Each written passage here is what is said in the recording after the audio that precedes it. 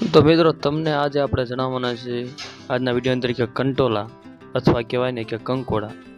તો આ બે નામથી આપણે ઓળખાય છે અને તમે જોવો છો આ છે એનો વેલો અને આ તમે જોઈ શકો આ છે કંટોલા.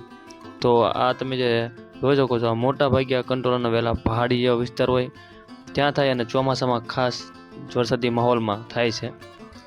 આ જંગલોમાં અને ઝાડીઓમાં એને હાથે ઉગે છે અને આનું શાક ખૂબ જ ઉપયોગી છે એ તમને પણ જણાવી દઉં અને ખૂબ જ સ્વાદિષ્ટ હોય છે.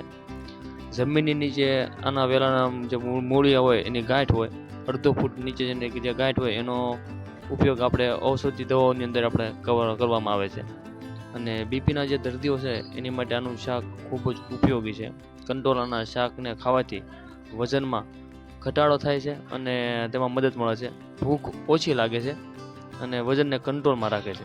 બીજું કે મિત્ર આમાં તમને શરદી ઉધરસની માટે પણ બહુ જ ઉપયોગી છે. જે પણ ભાઈઓને કે અથવા બહેનોને શરદી ઉધરસ થઈ હોય તો પણ આ ઉપયોગી છે અને પાચનને જે કબજિયાત રહેતો હોય તો એની સમસ્યામાં પણ આ રાહત આપે છે. બીજું આપણાનો ઉપયોગ જોઈએ તો ગરમ મસાલો અથવા તમે લસણની સાથે આનું શાક બનાવો ને તો ખાસ વાયુમાં આનો ઉપયોગ થાય છે. વાયુ જે થતો હોય તો એને અટકાવે છે, તો ખૂબ જ જરૂરી છે. તો ચોક્કસપણે તો તમારી આસપાસ હોય તો આને ચોમાસામાં મળતા હોય છે ખાસ બધે, તો જરૂરથી શાકને એવું ખાવું તો ખૂબ જ ઉપયોગી છે. અને ખાસ તમને જણાવી દેવાનું વિડીયો તમને સારો લાગ્યો હોય તો પ્લીઝ લાઇક કરજો, શેર કરજો અને આપણી ચેનલમાં ન હોય તો સબસ્ક્રાઈબ કરતા રહેજો.